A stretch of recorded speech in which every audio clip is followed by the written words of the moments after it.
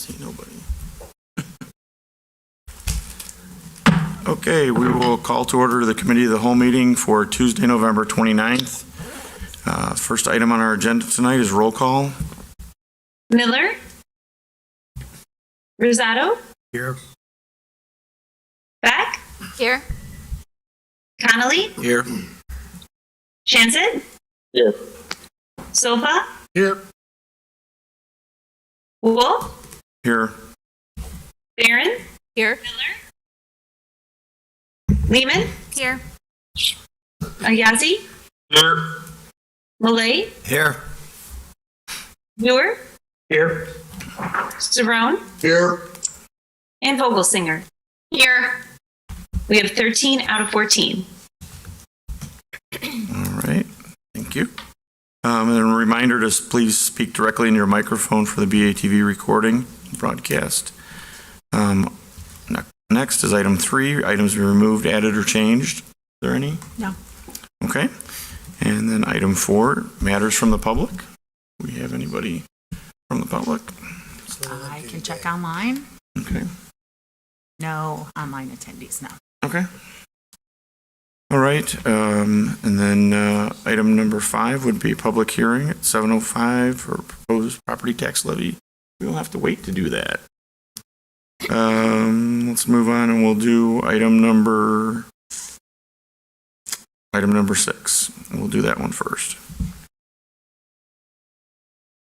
Mike, you got Yes, this is to expand our firefighter eligibility list from 2 to 3 years, and it gives us a larger pool to recruit from. I believe Chief Hansen is here to give us a little bit more explanation on this.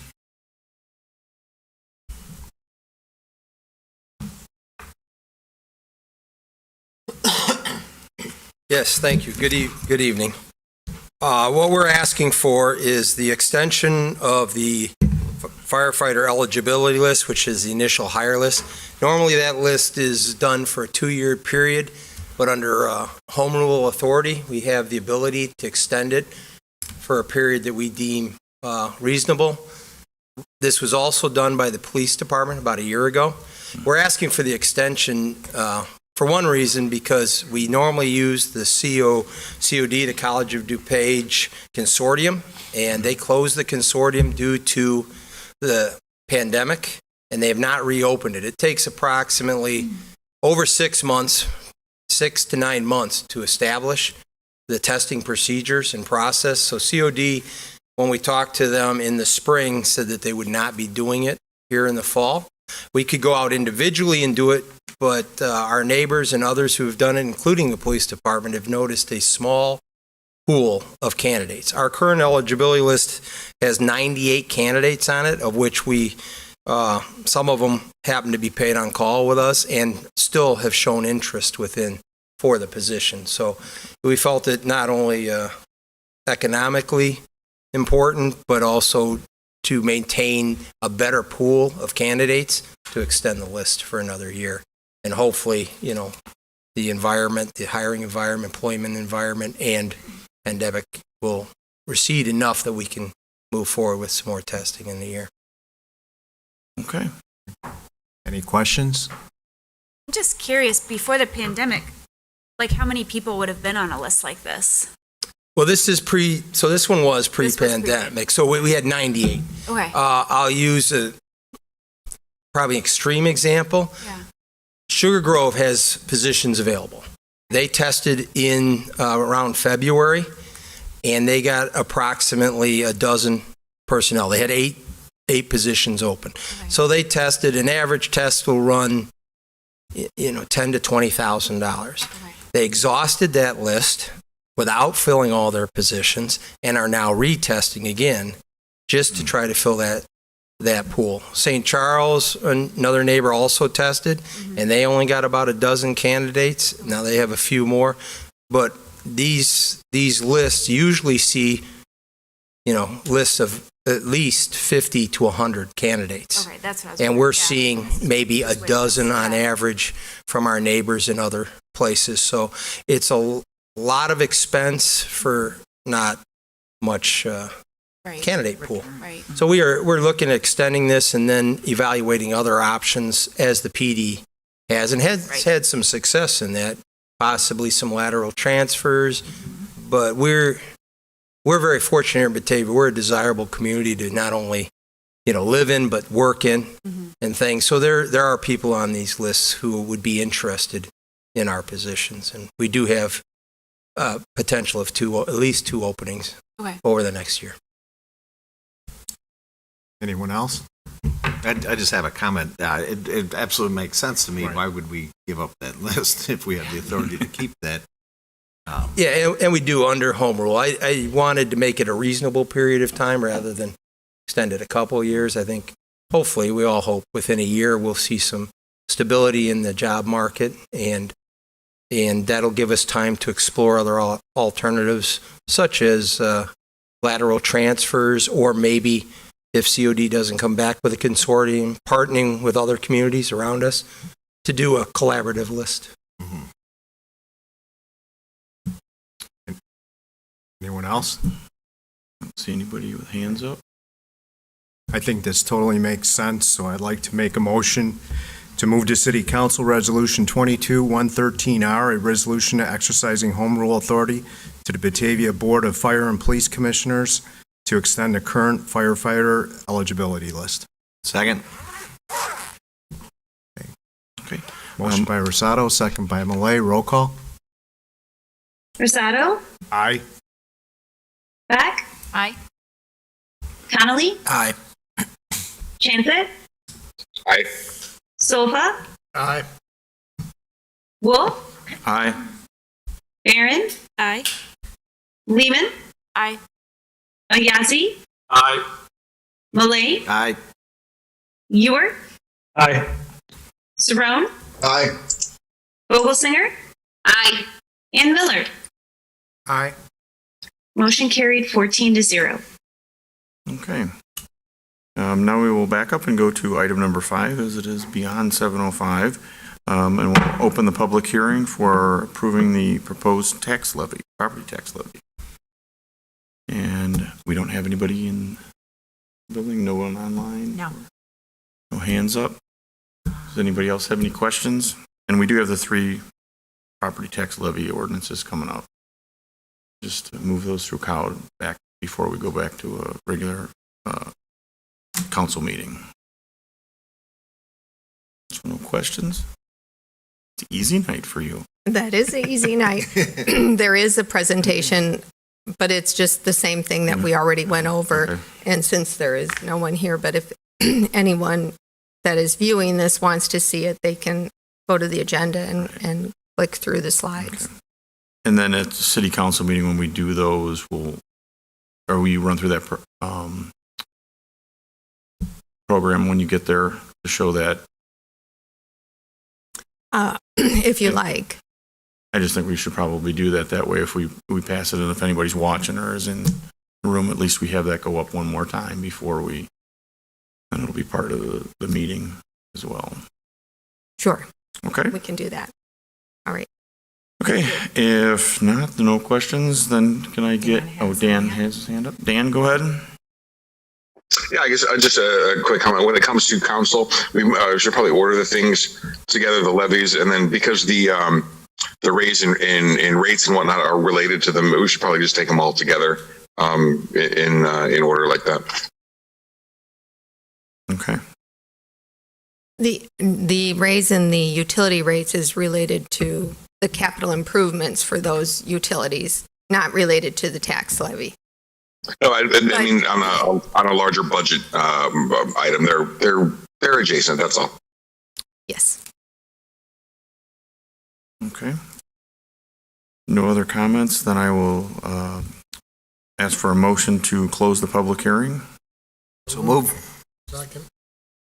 Motion by Malay, second by Alpha. Roll call, please. Malay, Aye. Ewer, Aye. Saron, Aye. Vogelsinger, aye, Miller, Aye. Rosado, Aye. Beck, Aye. Connolly, Aye. Transit, Aye. Silva, Aye. Wolf, Aye. Barron, Aye. Lehman, Aye. and Ayazi. Aye. Motion carried 14-0. Thank you. Okay, then we will move on to item number 7, which is Resolution 22-114R, authorizing purchase of one 1997 Seagrave apparatus from the city of St. Charles, Illinois, for the amount not to exceed $55,000. Alderman Rosado? Yes, the Batavia Fire Department is requesting to purchase a 1997 Seagrave aerial ladder truck from the city of St. Charles due to a minor accident of our current truck. And as long as Chief Hansen is here, I'll have him elaborate on that. Thank you all. Unfortunately, back in April, the ladder truck was involved in just a minor incident that caused some damage to the rear end of the truck. Due to part shortages and other mechanical situations, the custom-made truck requires custom-made parts. Consequently, the truck is looking at being out for an extended period of time. Truck is an integral life-saving piece of equipment that's pretty much necessitated within our operation, serves all what we call target hazard, high hazard areas, all schools, high life hazards, nursing homes, which as the mayor will tell you, we have multiple of, and any structures 3 stories or greater.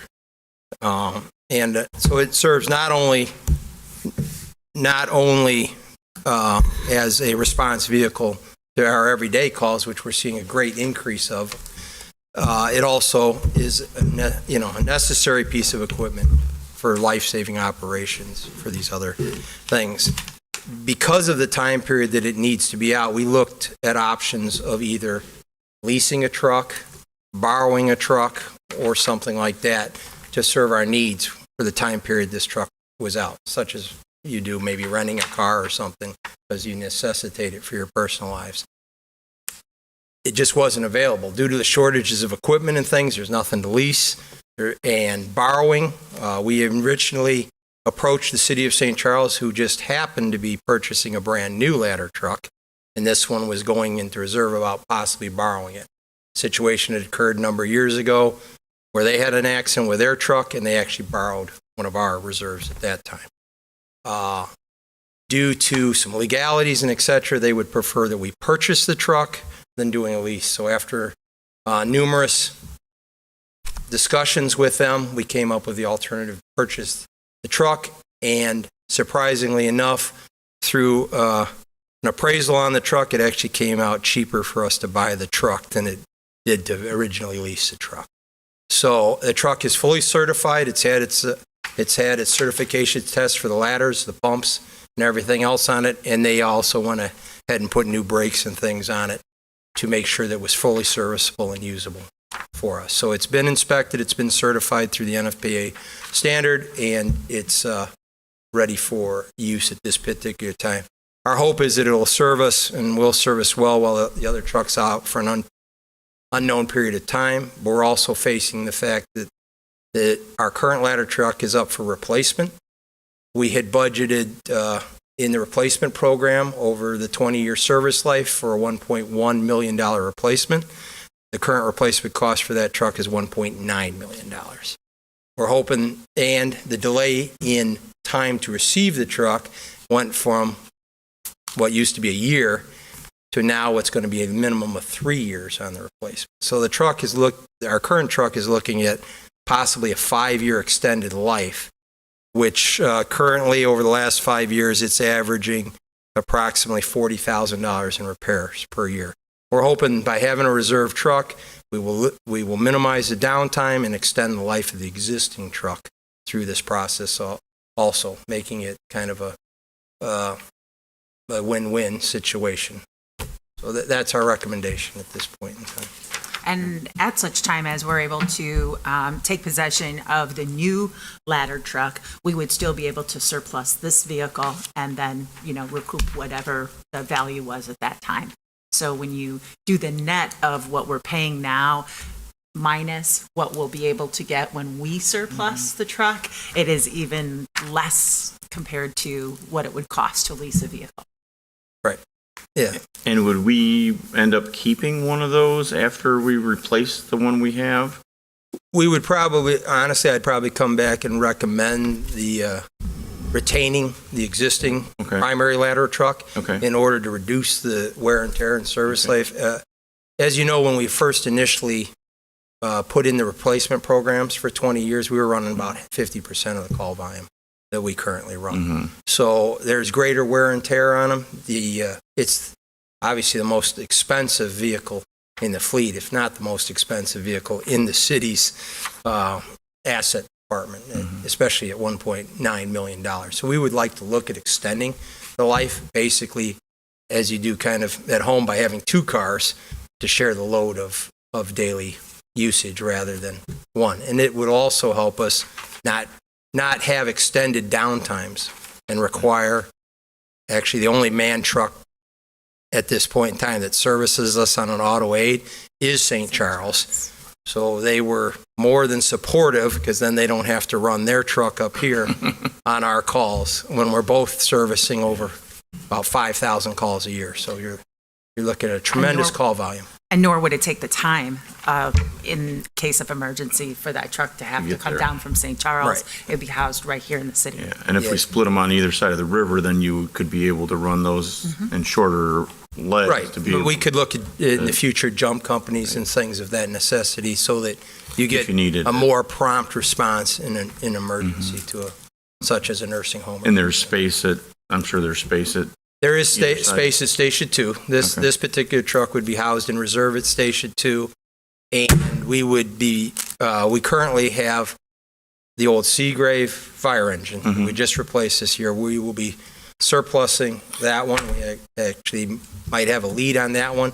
And those funds would then come back into the replacement program to help offset this initial purchase. But this one is available now. It's like buying it from family. It's a known commodity, and it's had great service life. The only reason for replacement is it was projected for replacement at 20-year service. Okay. And how old is the one that we have now, the one that got in the accident? It's a 2006. 2006.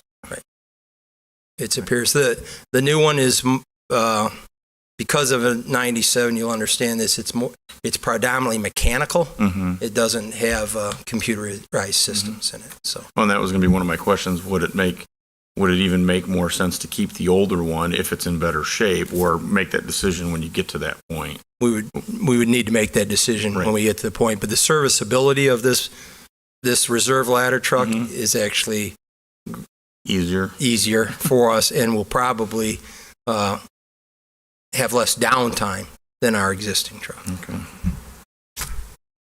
Alderman Ewer?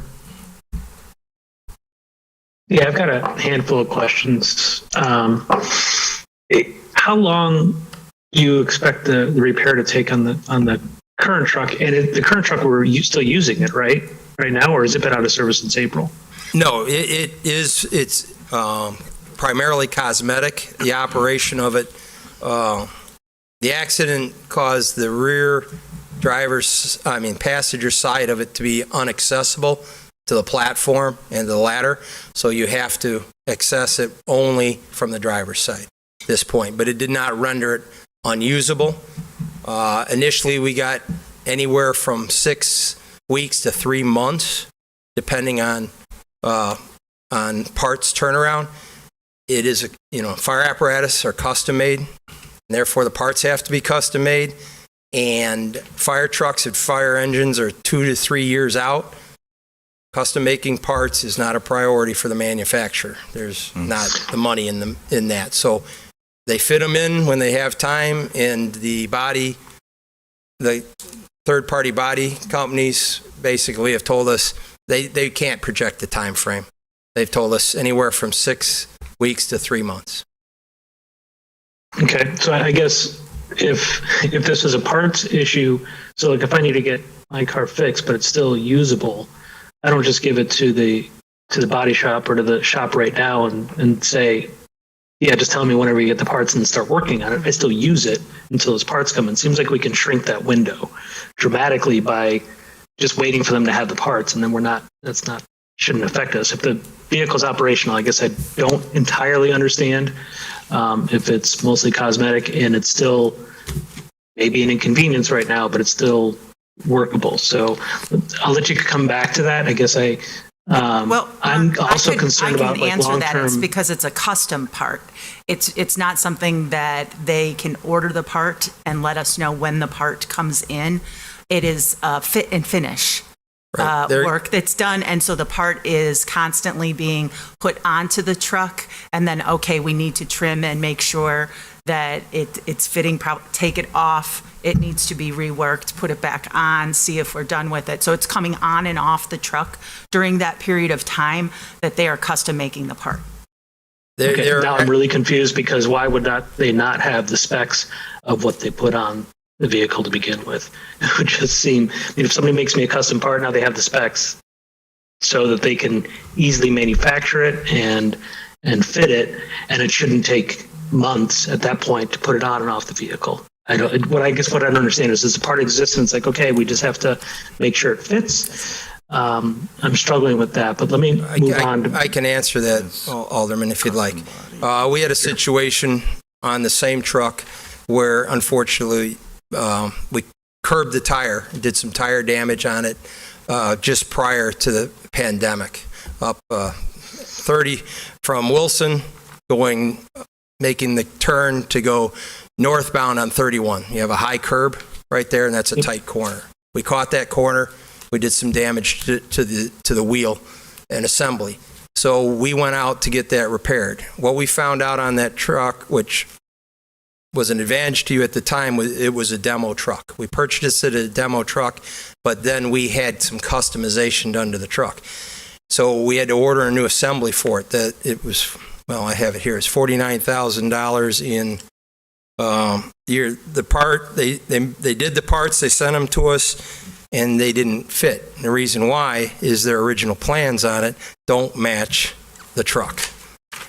It came back, it was supposed to have steel rims and everything. Well, we had aluminum rims and a different we had an actual different turning radius on the axle on it. So that not only increased the cost repair on it, it also set the truck back.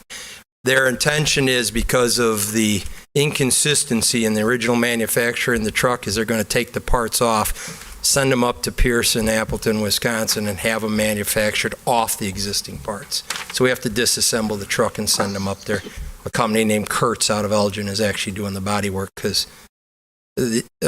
basically Pierce doesn't have the room, nor do they want the truck up there.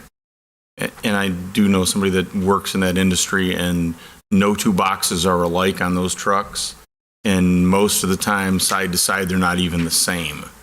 So to try to say it's the exact same one that gets built 20 times a year is just not true. They're just custom boxes, and they can be an 1/8 inch or a 1/4 inch off. Well, if you're trying to get a hinge that fits a 4 or 5 foot door on the side of it to match what was on there, the only way they're going to do it is if they take it apart, cut out what's bad, replace the panels and the doors, whatever's damaged, and then they make it work. They put it back together and make it work. Yeah, they custom MIG weld them in. Mm-hmm. And it's a real process. Basically, they have to build the rear end of the truck. Okay. Now, for the body shop to rebuild it, is that super critical? I mean, I've got multiple cars with dents in it. I really don't care. Is that a critical thing that we really want to spend money on, I guess, is... Well, it's not just cosmetic. It is somewhat functional because we can't access the truck from both sides, but it's also was covered by insurance. We did file a claim, and we have collected the money to do so. We've just put off. It's at no cost to the city specifically, unless we do some additional longevity work on it while they have it open. Sometimes it's an opportunity to change some bearings or do something else while it's in there to add longevity. But all the body work and the custom has already been covered by insurance, and we've taken payment of that. We've just delayed the repair in order to find room in the body shop and to find an alternative to the truck being out of service for an extended period of time. Okay. A couple more things. I don't see anything in here. You already mentioned that on the current truck, it's about $40,000 a year in maintenance. on it. So how are we accounting for the fact that this is going to be at least that much from a maintenance perspective on this truck, as well as we just going to leave the St. Charles logo on it, or is that going to be like an additional cost to make it look like the rest of the fleet? I can already. St. Charles has removed all their logo, striping, and et cetera from the truck, so the truck will come to us just plain red. Okay, so is there a cost associated with? Are you planning on making it match the rest of the vehicles, or Yeah, what's that cost? obviously, yeah, we would look at having it, the emblems, the Batavia emblems put on it and restriped. Cost on that, haven't got an estimate on it, but on our last engine, the Sutphen we just purchased, it was about $4,000. Yeah. That's for customized lettering. So, is this not? I get it. I get it's a ladder truck and stuff, but isn't this the kind of thing that we benefit from mutual aid anyway? That hey, we have something on a service, or we're shifting stuff around between departments to kind of cover each other. So, isn't this something that would be covered under our mutual aid? I think Chief covered that earlier, where he said that were we not to decide to purchase this vehicle, that St. Charles would be running down on the calls that we needed a ladder truck for. It would just be a matter of, do we want to incur that additional time to wait for that truck to have to relocate? Yeah, we've looked into the auto aid aspect of it. St. Charles is our primary auto aid. From there, what we call our computer-aided dispatch center looks for the next available truck. Next available man truck would then be Aurora at this point in time, and it depends on the availability of those trucks. After that, it goes to Naperville, and your timeline starts to get out 5, 10, 15 minutes. Now, we do have area trucks like Geneva's. Geneva just purchased a brand new one. It's out for 3 months in repairs. They had also an axle problem. Happens when you do driver training or catch a curb. Elburn's truck, we try to look into utilizing it. Their truck has been down more than it's been in service for the last period of year.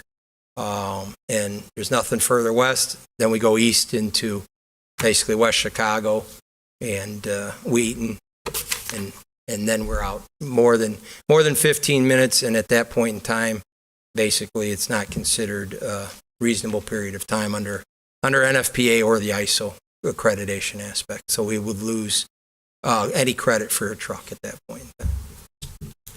Okay, but it's something that we do right now anyway. I mean, people are covering each other for these types of circumstances. So I guess Yes, our call volume is such that when we exceed our normal calls, yes, we look to auto aid to assist us, but they also in turn look for us to assist them. If you give assistance one way too often, they have the ability to say, we just don't have the ability to assist you anymore. Sure. It's done through, a mutual agreement. Well, we send you assistance when you need it, but we need to send them, reciprocate that assistance. Sure. No, I get that. I'm surprised that they wouldn't want to lease us or even maybe do an intergovernmental agreement or something so that we could just say, hey, can you guys just keep it around for a little bit just in case? And because now we're just assuming all that risk. We're assuming more insurance, I'm guessing, by having an additional truck. I feel like there's a lot of costs that have not been presented to us in this. We're just looking at the purchase cost. And then if you talk about keeping it for a while to, maybe extend the life of the other truck, which I love the idea of, but this is already a 26-year-old truck or whatever that. Sorry, my math is bad tonight. But, we're going to have additional maintenance costs anyway. Like I said, I love to extend the life of things. And every time I've asked to extend the life of, pickups and things like that, I get told, no, absolutely not. It costs too much to continue to maintain these. We can't do that. We have to buy new. new vehicle. So I'm struggling, as you can hear. There's not enough cost in front of me to make a decision. Recollection. So if they took off, if you're going to just put stickers on it, vinyl on it to make it kind of look like Batavia, it won't look like Batavia because I believe that they have. I was looking at St. Charles site today and I thought that their trucks looked like a different color pattern than ours anyway from a paint standpoint. So I don't know if you were planning on repainting them so it'd be like it fit completely or what you were thinking of there. But I'm sorry, I'm a no on this. So Is this important to maintain our ISO 1 rating? It's integral to the ISO 1 rating. You have to have a truck on Right. fires. Any other? Leah? Yeah, so if I'm understanding correct, we're trying to acquire this truck because our current ladder truck is going to be out for 6 weeks to 3 months. An unknown period Is that of the time. primary reason for acquiring this reserve truck? It was the primary reason, but we're also looking at it as an extension of life for the existing truck. And so St. Charles just got a new ladder truck, but now they're getting rid of their reserve truck, so they won't have a reserve truck anymore. No, they do have a reserve. They have an additional third. Yeah, they started running the reserve 10 years ago for the same purpose because their call volume had exceeded 4,000 calls at the time. Okay. And they were, because they're also a ISO class 1 required on fires and other things to target, all responses to target hazards. That's, I guess I'm kind of agreeing with Mark here, like, the long-term expense of acquiring a 26-year-old vehicle, just to cover us for a couple of months. I'm also just trying to understand, like, if that's good for the department and for the city, but I also understand, like, we all have all of this in our best interest, and we're just trying to wrap our minds around it. But I think really we're looking at it as hanging on to it for a 5-year period of time, and even if over that course of time it lost 50% of its value, we would still be looking at a like $5,000 per year expense to have an entire ladder truck at our use for maintaining our ISO certification, making sure that this vehicle is in our town to respond to emergencies. And so in balance, compared to $1.9 million that we're paying for a new asset, the $5,000 seems like a minimal expense to offer us that security to have an apparatus. But we wouldn't be able to sell it then after 5 years. Oh, yeah, we sure can. That's what I'm saying is even if we sell it after 5 years, because that's what St. Charles would have done with this truck, is they would have surplused it. So instead of surplusing it, they're selling it to us due to our need to have the replacement for the repair and also due to both the extended time period that it's going to take because of our need to replace our ladder truck and time to figure out the additional cost of the vehicle that we're going to need to purchase. And so at the end of the period of time, once we get our vehicle replaced, we can surplus that truck. And like I said, even if it's only half the value, it's really not a big expense to have this asset.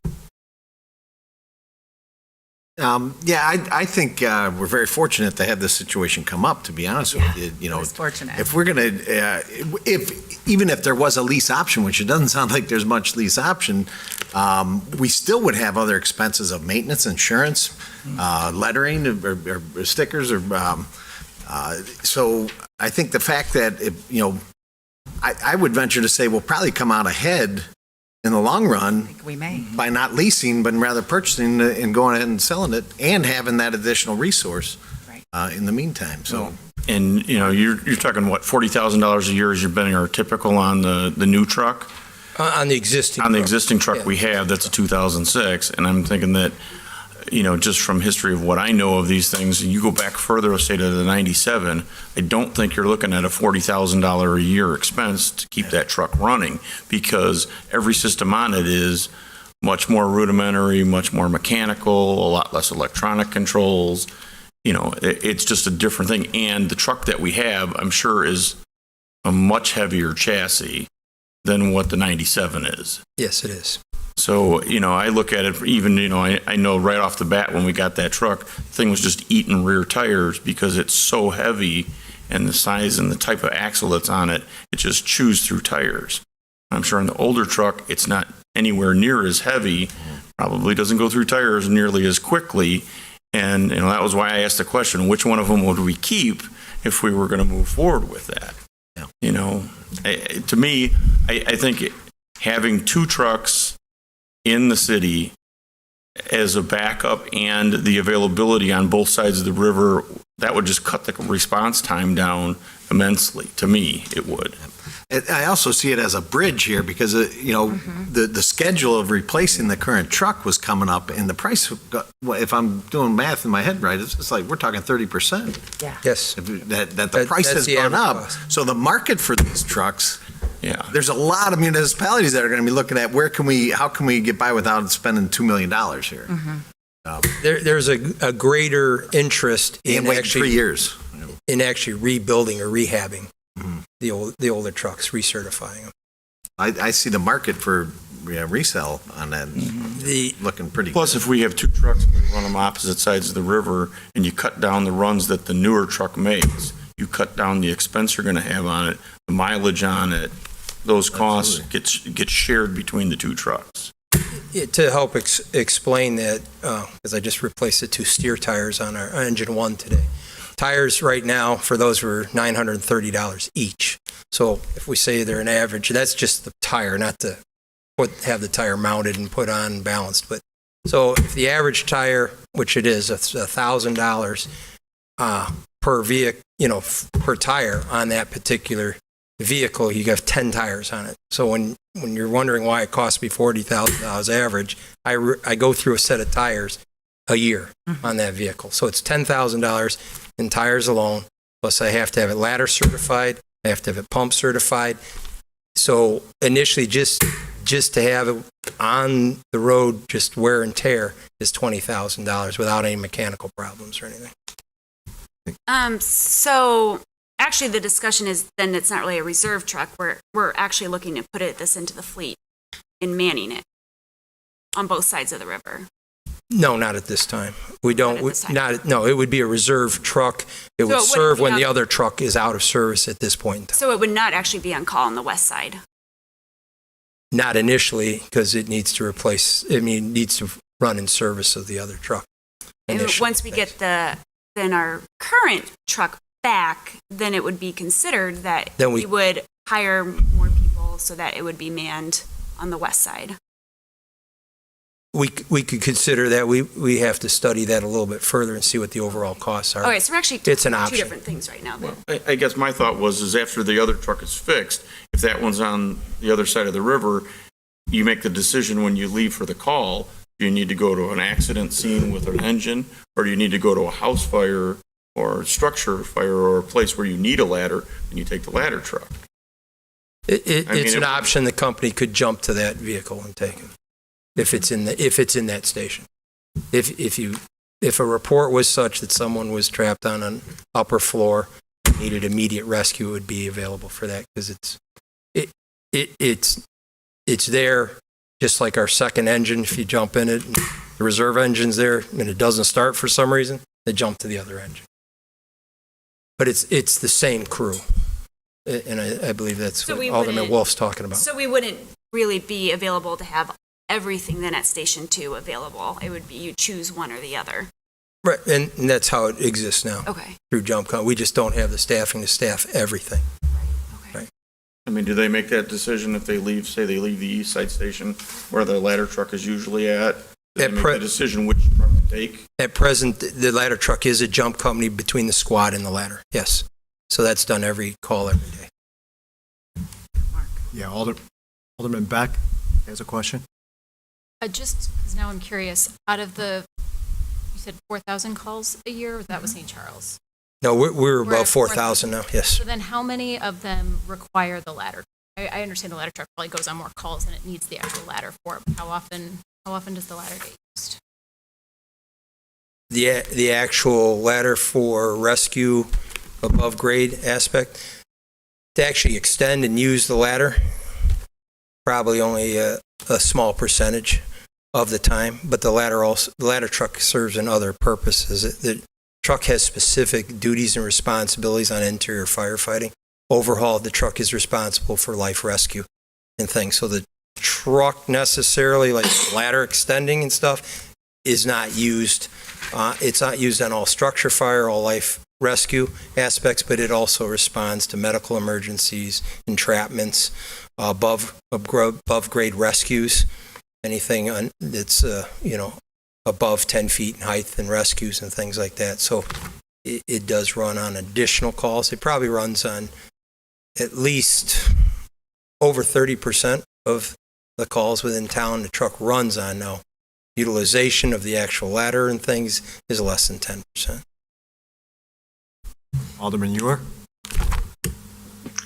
Yeah, I think we're talking about, hey, this is going to be a cost savings, but it won't be a cost savings because there's going to be insurance and maintenance. And without knowing what those insurance costs are and maintenance costs are, we're actually digging into the funds to purchase a new vehicle later. And if those new vehicles are already higher in price, now we're losing money. And that's just another concern, especially if you plan on keeping this in service for 5 years. And so I guess I'd like to see what the maintenance costs for St. Charles have been over the past couple of years for that vehicle.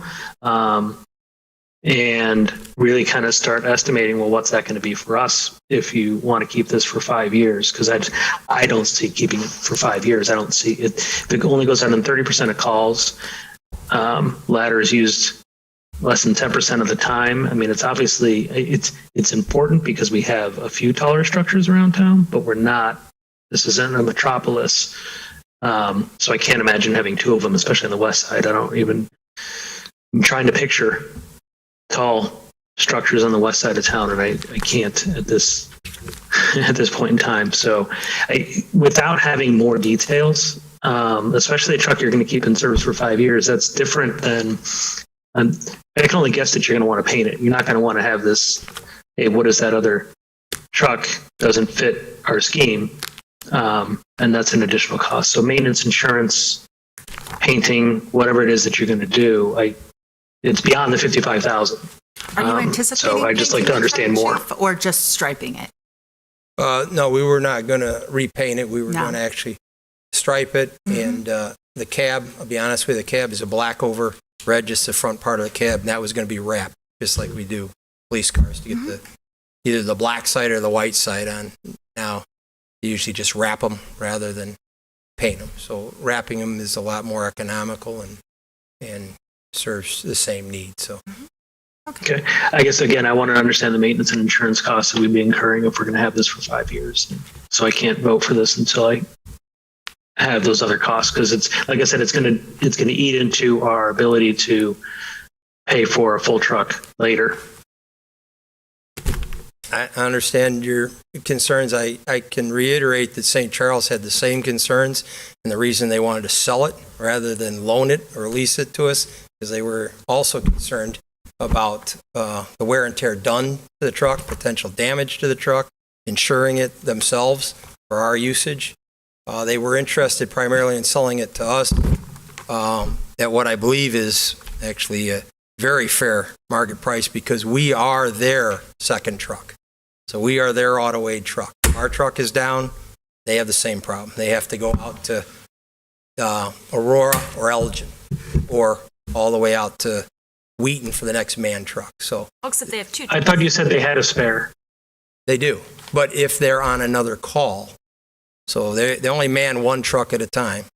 They keep it in service at all times, but if that truck is tied up on a call and they get a second call for a truck, our truck's the truck that responds. It's a matter of personnel.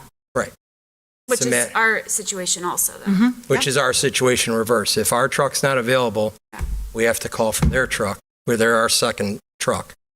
And beyond that, we go out just as far to Aurora, Wheaton, Naperville, or Elgin for the next truck, next man truck.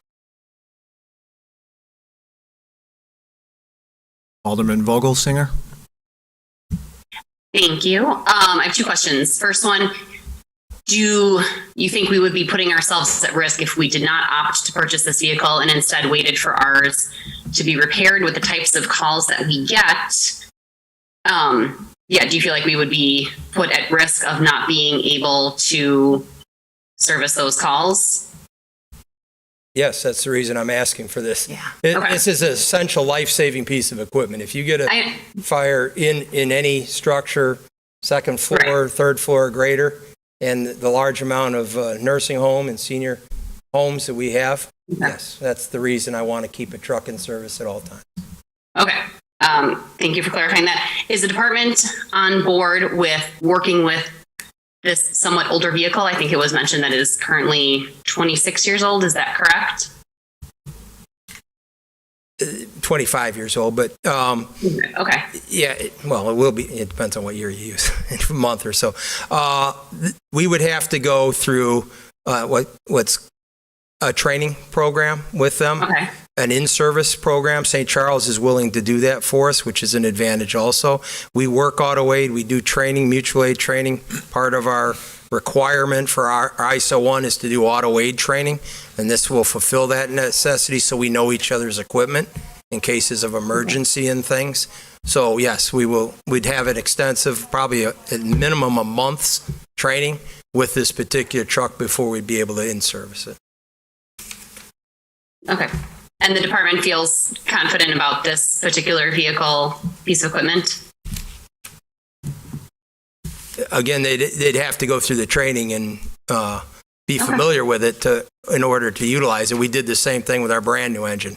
Every piece of new equipment requires full training and a sign off. We do basically a procedure book of equipment to make sure that they are fully comfortable and trained and able to use that piece of equipment. Yes.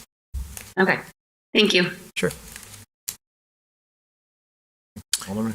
I understand a lot of the concerns, but I ultimately think that this will help keep our community safe for having a reserve truck, so I'll be in support of it. Yes, I do as well. I think we should move forward with this. Is there any other discussion? Alderman Barron? I just have a question. As we're talking about this cost for this, where are we looking at pulling that money from the budget?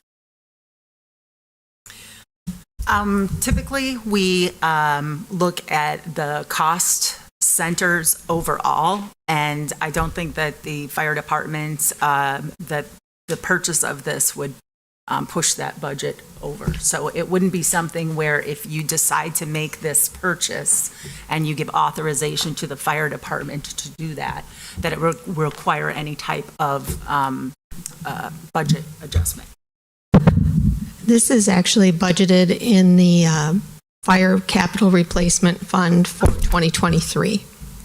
So it was a line item in the fund where we set money aside for capital purchases.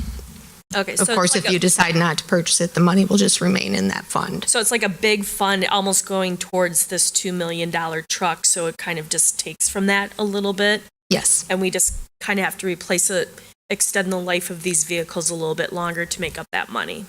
Yes. Thank you. Or transfer additional funds from the general fund if you needed to. Okay. Any other discussion? And it's, again, is it possible to provide us like a 5-year cost for this and an estimated 5-year cost, insurance, expected maintenance and everything? Because again, we talk about we're saving money, but we're not. I mean, you can't spend money and save money at the same time. So if we're trying to save for another truck, spending money on this truck is not going to save for it. Maybe for a short term, but 5 years, I have a really hard time understanding. Because we have reserve trucks by all the other fire departments and the mutual aid we have. That's what our reserve trucks are in a normal circumstance. So I understand what you're trying to do in a temporary circumstance. I just don't get it in the long run, that it's actually going to benefit us overall. Because we don't sound like we have the staffing to say, hey, we're going to send out a bunch of ladder trucks all over or need for that matter.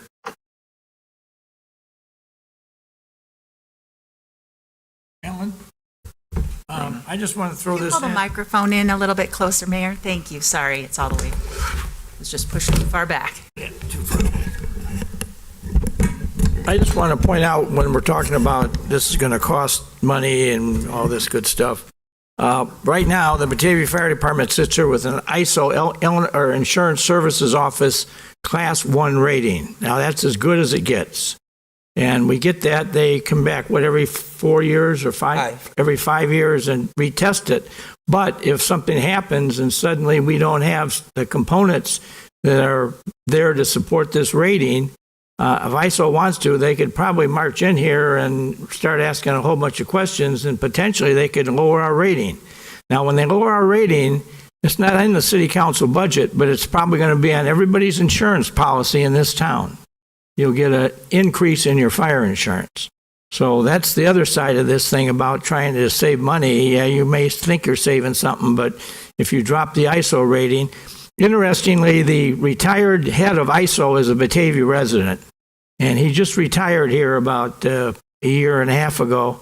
I know him very well, and I'm going to go down tomorrow and have a conversation with him and get his direct opinion as to what he thinks if we don't replace the ladder truck, what that could potentially do for the ISO rating, because he's the guy that's made the decision for probably almost every fire department in the area as to what their rating is, and he's got some pretty hardcore ideas as to what you can and cannot do with these ISO ratings. And it was a major coup for Batavia. I think we got ours before St. Charles got theirs by a few months. And so when you get an ISO 1, that's something to be said for the community and the fire department that we have that kind of rating, because it impacts the residential insurance, but I think the ones that really get a nice savings is the industrial folks. Yes. They're the ones that get a big reduction because we got this ISO rating. So I would be here screaming and hollering if we said, well, we're going to not do this because we want to save money, and then suddenly we get hit with an ISO reduction. I think there'd be a lot of egg on anybody's face that wants to say, well, I was trying to save money for the taxpayers, but at the end of the day, it kind of blew up in my face, and we're now getting an increase on the taxpayers in their insurance policies. So I'll have something to report Monday night to you about what the director of ISO said. So if our truck is just in maintenance, that's not going to impact ISO though. No.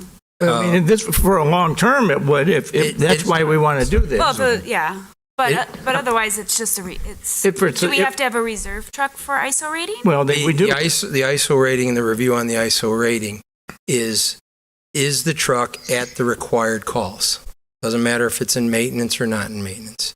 They look at the period of 2 years to see if that truck was at all the required target hazards, either high value, high life, or high rise. Mm-hmm. And we print that out and we show a truck, and the truck is supposed to be within 1.5 miles or 5 miles from the location. You get different ratings based on it. And then you do get credit, it's not a lot, 0.5 point for a reserve truck if you have it. If you use an auto-aid truck, they just look at the time, the response to get there. And if it's over 10 minutes, you get no credit for it. So it isn't a matter of it's in maintenance or it's not, just like your staffing. If your other vehicles are on a call, it doesn't matter. It's what shows up on that call and how much time it takes to get your initial firefighting force, is what it's called, to that alarm. They don't really care where everything else is. They want to know the initial firefighting force on that alarm.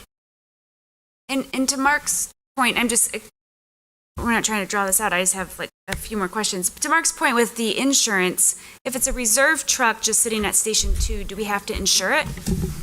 Or like it's regular insurance or? Yeah, it's no different than a vehicle you have at home. It has to have insurance. And then when it's being utilized, it's ready to go. As for Alderman Wolf, they may need to take it immediately.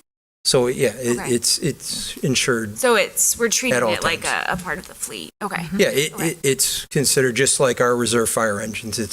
It's there for immediate use, and it's available for recall personnel and additional staffing. If you have a large fire and recall personnel come in, they can bring in the secondary ladder truck. So for large complexes, as Alderman Ure said, out west, like Windmill Manor, minimum landings that are now 4 stories in height and have over 100 senior residents in them, you might want a secondary aerial device to help those people. They're not as capable of self-preservation, self-rescue. That's why there's balconies and things. Yeah, and I just want to be clear, Mayor, as well, that my concern is more about this as a reserve vehicle over time. That I don't see the need. I'm starting to understand a little bit more. Hey, let's have something that could be like 6 months. We don't want to be without something for those 6 months. I have a problem with the next 4.5 years. That it's just more money being spent for something that only goes out on 30% of the calls, and now it's going to go out on 15% of the calls if we just divide it east-west, and then get used on 5% of the calls, like as a ladder truck. So it seems like a lot of money to spend on something that right now isn't used that much, and obviously if you split the load between 2 trucks, then it's not going to really be used even half as much, and we're having to maintain it, and I don't know what those maintenance costs are. That still has not been made clear to me. The advantage, Alderman, to this is I can get those maintenance records for you. They are available, unlike most used vehicles you have. So I am I'm happy to get those for you. But past maintenance records are not a prediction of future maintenance records. So, I know that it's in good shape. I know that it's been certified NFPA already, and they also they actually did the service on it in order to sell it because it is coming to their town also.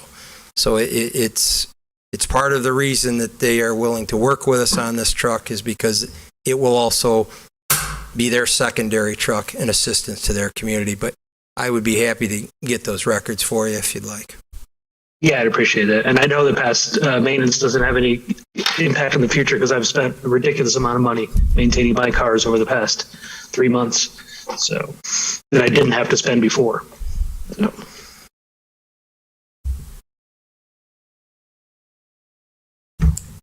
Anyone else? Any other suggestions? I would like to move forward with this. I think this is good for the city. I think $55,000 is not, it's a large amount, but I think we have it budgeted in our capital improvements. So I would make a motion that we move to City Council Resolution 22114R, authorizing the purchase of a 1997 100-foot Seagrave ladder truck from the City of St. Charles Fire Department. Second. Motion made by Rosado, second by Malay. Jenny, roll call. Rosato, Aye. Beck, Aye. Connolly, Aye. Chanzit, Aye. Silva, Aye. Wolf, Aye. Barron, Aye. Lehman, Aye. Ayazi, Aye. Malay, Aye. Ewer, No. Cerrone, Aye. Vogelsinger, Aye. and Miller. Aye. Motion carried 13-1. Thank you. Thank you, Chief.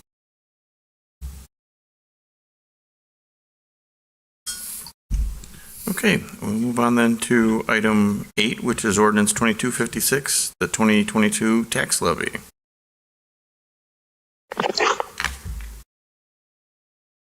Dan, did you want to talk about this, or do we just want to run through these? And I was going to say, this is a revisit of what we had a couple of weeks ago. This has the new updated numbers in them. The first one is the levy, and then we have the 2 related SSAs. Do we have any additional discussion we want to do on this? I don't believe so. If not, I would move that we send ordinance 22-56, the 2022 tax levy, to council for approval. Second. Motion and a second. Can we get a roll call, please? Chanzit, Aye. Silva, Aye. Wolf, Aye. Barron, Aye. Lehman, Aye. Ayazi, Aye. Malay, Aye. Ewer, Aye. Cerrone, Aye. Vogelsinger, Aye. Miller, Aye. Rosato, Aye.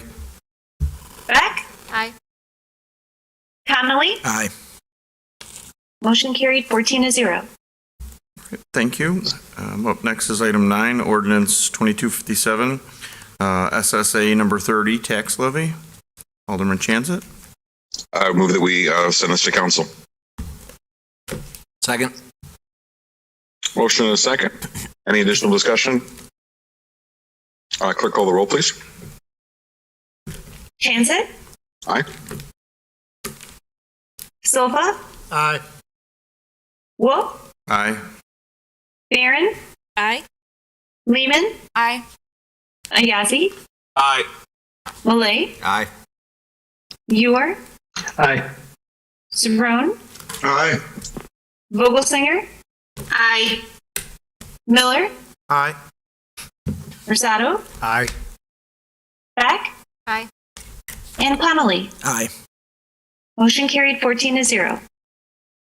All right, thank you. Up next is ordinance 2258, SSA number 62, tax levy. Alderman Chanzit. Yep, this one for Main Street downtown. I would move for approval. Second. Motion and a second. Any additional discussion?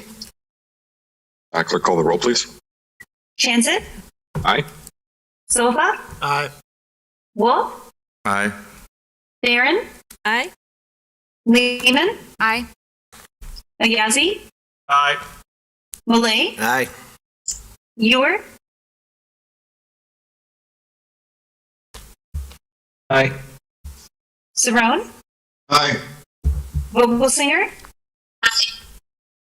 Miller. Aye. Rosado. Aye. Beck. Aye. And Connolly. Aye. Motion carried 14-0. All right, thank you. Up next is resolution 22115R, authorizing approval of contract with Polco and National Research Center to administer an employee survey.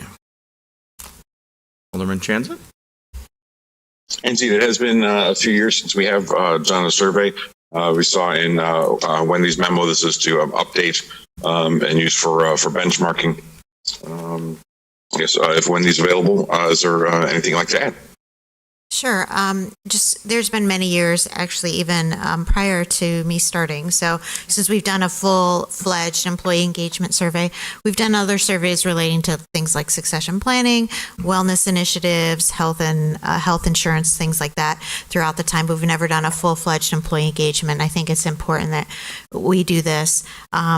Like we mentioned, we already have an existing relationship with Polco, and I spoke with them in regards to their professional services.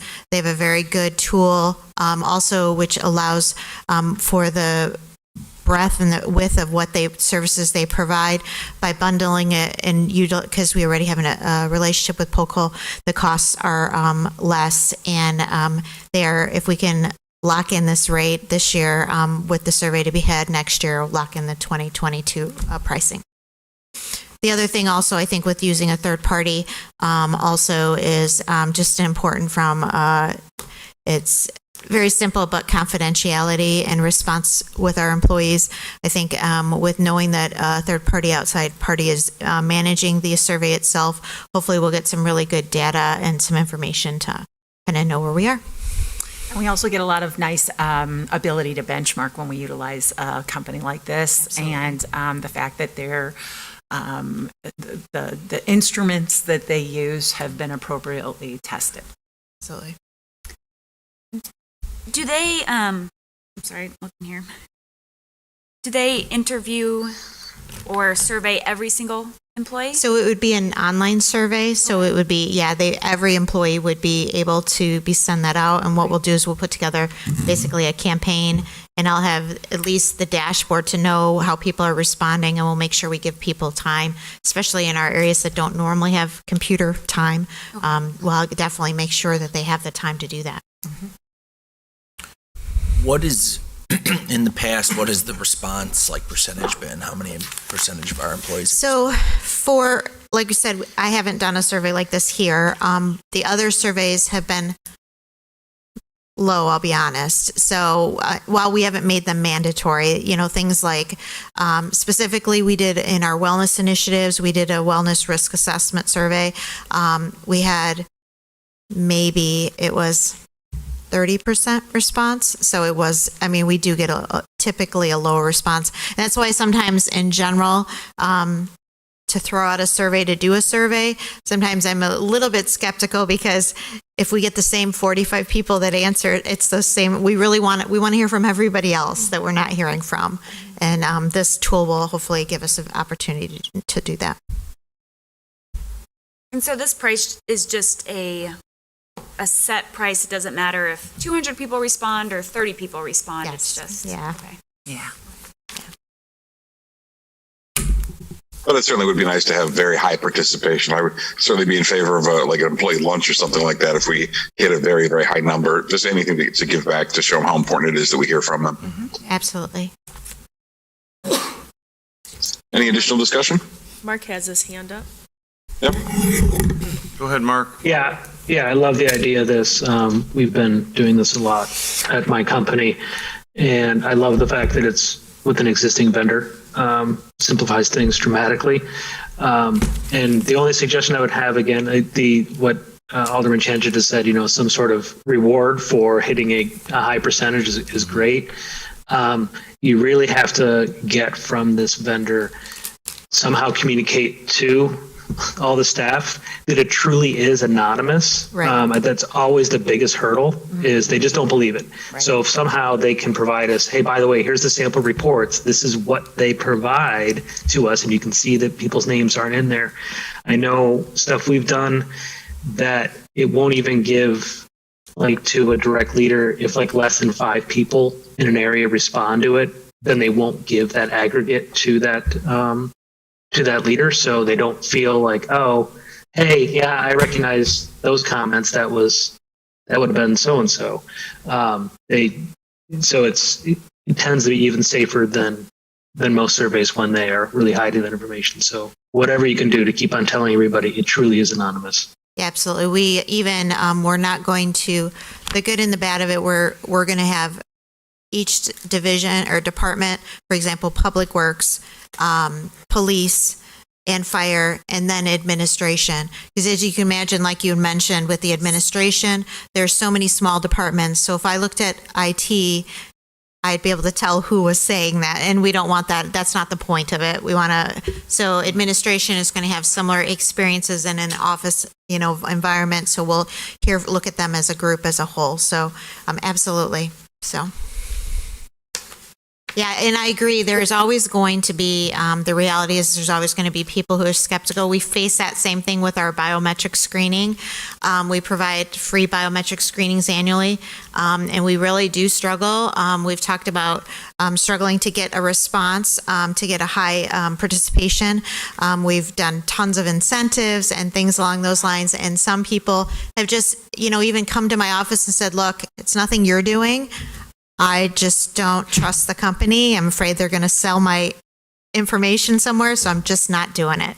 So, we're just unfortunately gonna, in this environment that we have, it is true, you never know what happens with your data, so people who are a little bit more skeptical, sometimes it's difficult to convince them otherwise. What would a good percentage be for you for? I would like, I know it's a high, but I would like 80%. I think 80% is going to get, I would say if we don't get at least 65%, I don't feel like it's even valid. So, because there's such a large population you're going to miss.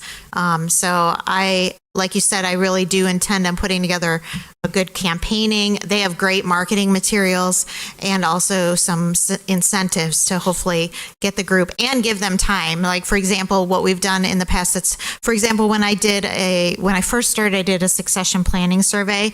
And what we did is I went, and it's not as, people weren't as worried about confidentiality, but I literally would be over at the department and I'd make sure that people had the time to get off the floor or come in and sit down and confidentially fill that out. So we're definitely going to make sure and all the departments are great about that. So we'll make sure we do that.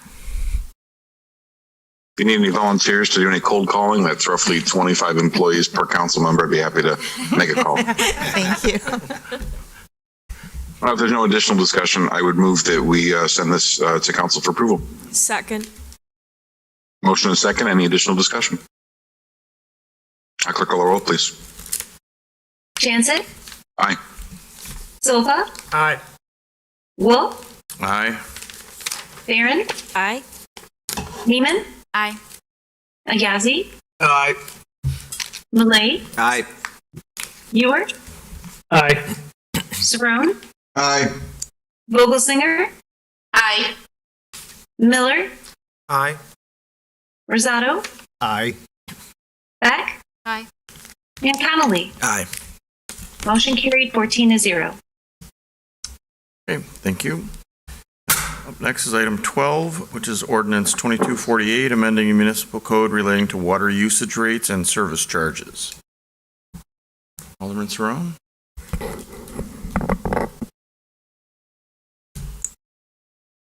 Is Gary there? Yes, he is. Yep. Good, because I want to hear you brag about us cutting back almost $1 million. All right, if Can't it's explain it. if it's okay with everyone, I will cover items 12 and 13 together. They're basically related. The 2023 proposed budget contemplates rate increases for both the water and wastewater sanitary sewer utilities. Just a reminder that water, sanitary sewer, and electric are all enterprise funds. So revenues to those funds come from user fees in the form of rates. Those funds do not receive tax like real estate tax revenues. So those funds rely on rates for their revenues. Those funds, just like all of our other funds, have a reserve balance, and those funds also have capital projects. So those are kind of the three main criteria that are used then to calculate when and how much of a rate increase we might need. Based on upcoming projects in both the water and wastewater utilities, I've listed those projects in my memo. Prairie Street, water main replacement, the new section of Main Street, South Water Street. Then you're all aware of the upcoming wastewater treatment plant improvements, as well as you will become aware of Randall Road Lift Station. That one's out to bid right now. Based on those projects for those two utilities, we have determined that a 3% water usage rate increase is required for the water utility, and an 8% increase is required for the sanitary sewer utility to cover water and wastewater projects. So that's a summary of water and wastewater, and I'll stop there if there's any questions. And those were the increases that we thought were coming. We had kind of planned out into the future several year increase. We've been planning these since 2015. So yes, we're still on track since 2015. And we haven't had to adjust them this time, so we're in good shape for what we plan. It's what we're continuing to do. Yeah. Never nice when we have to raise these because we all have to pay them. But the reality is we also have to keep the system working. Gary, I have a question. Just can you? I mean, I know we plan for these increases, but where are there?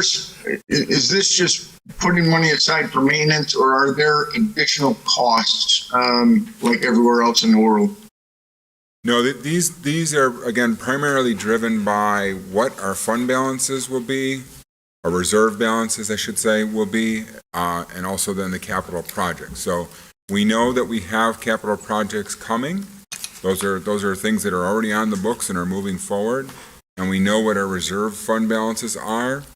And therefore, we need to have revenue in order to ensure that we have a proper reserve, maintain proper reserves going forward. So this, yes, maintenance plays into it, and personnel costs and all those other operational costs. That's a fourth component, if you will. And yes, all those costs have gone up, as well as capital costs. We know that the wastewater treatment plant has gone up considerably. So all of that is taken into account. That then boils down into how we come to these percentages and the need for these increases.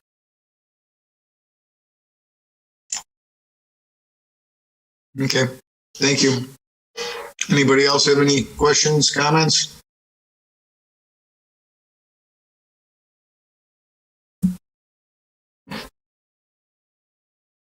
Well, let's start with the first one. I will make a motion to send to council an approval of ordinance 22-50, amending Title A, Chapter 1, Article A of the Municipal Code related to electric regulations and rates. We didn't cover that one. We have to back up to item 12, which is ordinance 2248. That's first. I'm sorry. I know you want to get done with The screen there, my computer screen and the screen that I'm looking at to talk are two different things. Okay, I sent to council ordinance 22-48, amending the municipal code relating to water usage rates and service charge. Second. Roll call, please. Saron, Aye. Vogelsinger. Aye. Miller, Aye. Rosato, Aye. Beck, Aye. Connolly, Aye. Jansen, Aye. Silva, Aye. Wolf, Aye. Barron, Aye. Lehman, Aye. Ayasi, Aye. Malay, Aye. and Ewer. Aye. Motion carried 14-0. Okay, and the next is the ordinance 2249, amending municipal code relating to sanitary sewer usage rates. Did you want to make a motion, Nick? Anybody have any additional comments? Gary covered that as well. If not, I will make a motion to send to City Council ordinance 22-49, amending the municipal code relating to sanitary sewer usage rates with a positive recommendation. Second. Roll call, please. Saron, Aye. Vogelsinger. Aye. Miller, Aye. Rosato, Aye. Beck, Aye. Connolly, Aye. Jansen, Aye. Silva, Aye. Wolf, Aye. Barron, Aye. Lehman, Aye. Ayasi, Aye. Malay, Aye. and Ewer. Aye. Motion carried 14-0. Thank you. Up next is then item 14, which is ordinance 22-50, amending Title 8, Chapter 1, Article A of Municipal Code related to electric regulations and rates. Alderman Saron? Gary? Thank you.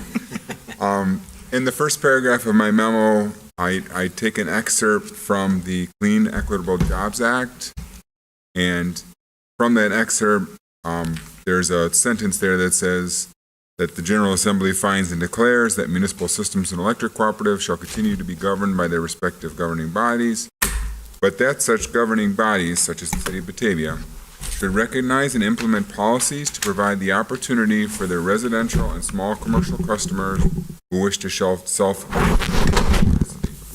So earlier this year, the City of Batavia adopted policies, and we adopted framework for things like interconnection agreements and permitting for self-generation of renewable resources by our residential and small commercial customers. At that time, we said we would need to come back to you to officially define small commercial because such a rate doesn't exist in our current code. And at that time, we thought we were going to be taking our general service code class and splitting it and creating a new rate class altogether. We subsequently have done the analysis and determined that we're going to use the existing general service without demand rate classification, keep that rate classification in place, and simply add verbiage to the ordinance that the rate classification may also be referred to as small commercial. And the reason why we decided not to split this rate class is that, number one, the total number of customers, and number two, the range of those customers was such that we didn't have like a bunch of customers like at one end of the range and then another bunch at the top end of the range. The range was very distributed, very evenly, and the total number of customers was such that it just made sense to keep them all together, allow the opportunity for all of them to be counted and referred to as small commercial. And so these are folks like, Brianna's, I'll use just small commercial, basically any of your small commercial people in town. That's who would be, on this rate class. And all of those people would be eligible under CEJA to be able to self-generate electricity. So by not splitting the rate class, we'll have more people that will be considered in small commercial.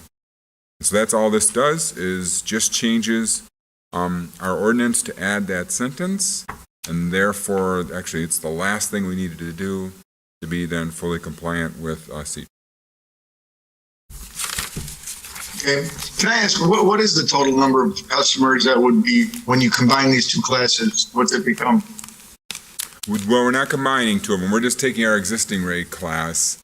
I may have to defer to We're not splitting. the total number of general service without demand right now.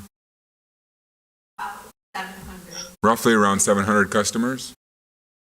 Wow. And then are the classifications solely by usage? Generally by usage, yes. Makes sense to me. Anybody have any comments, questions?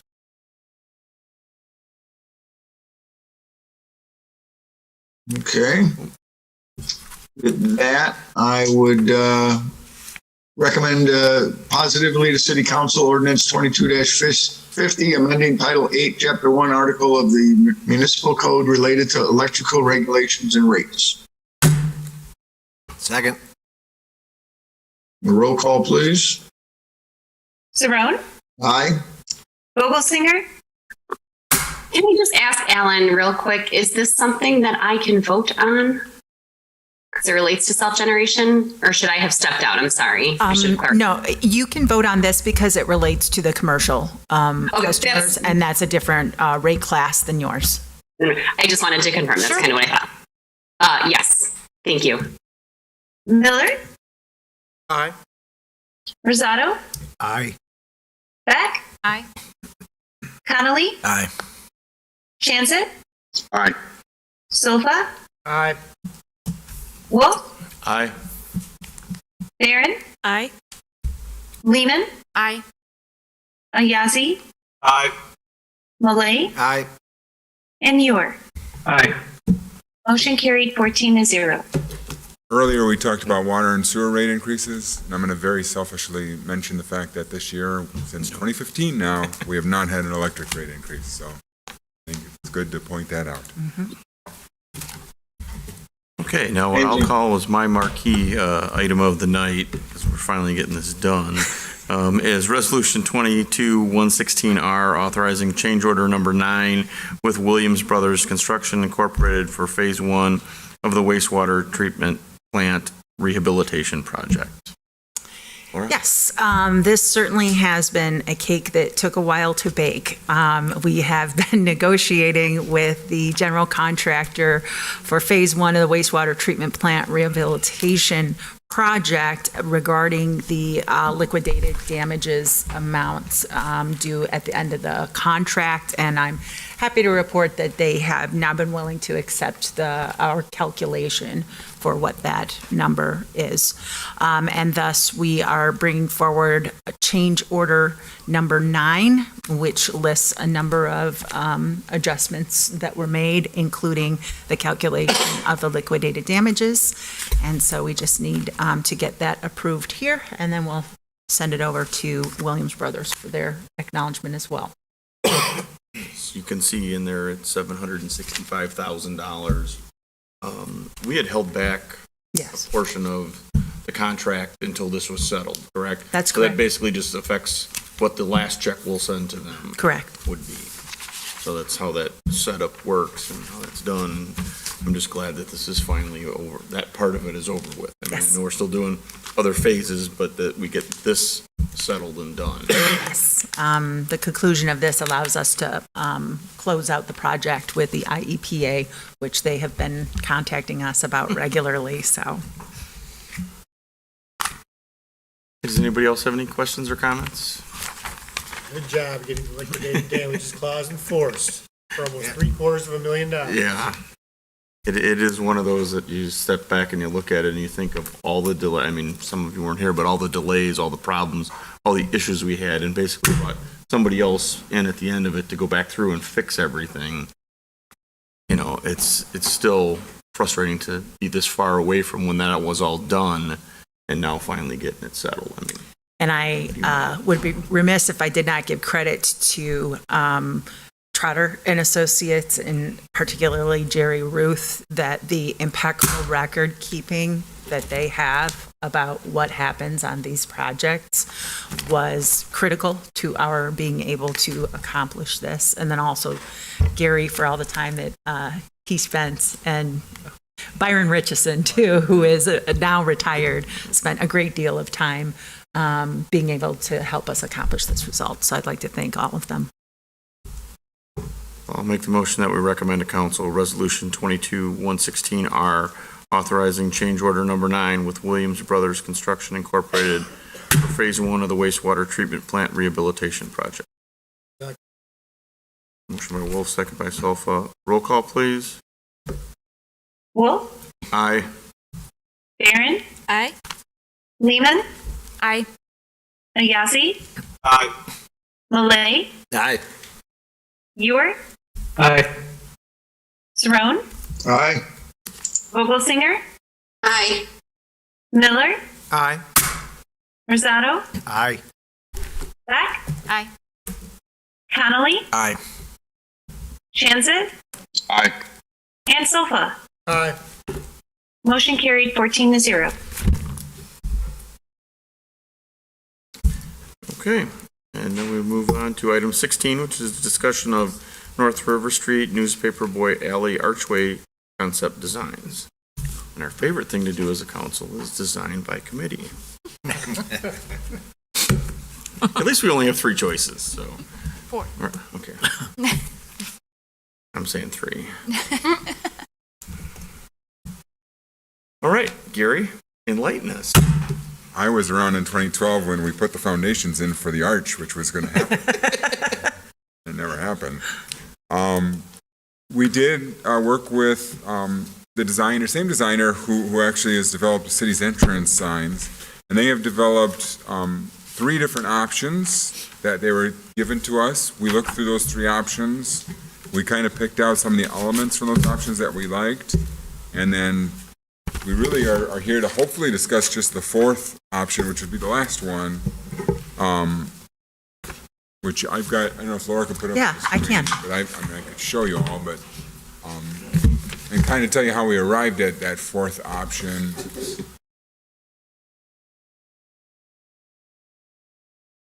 Concept A, B, and C, and then there was the last one. So we kind of liked the shape of A, minus the stone on the bottom. We really didn't much care for the stone at the bottom. And this is, again, just Laura and I, our thoughts. So we throw it to council for all of your considerations. Hop to C kind of had the colored glass. We just felt that with already having a piece of artwork downtown on the bridge with that same type of colored glass, we eliminated that one. But we did want to, again, pick up the bicycle theme. So from B, as in boy, we had the bicycle tires. And so we wanted to take the newspaper boy alley wording kind of and the shape from A, but take those bicycle tires from B as in boy.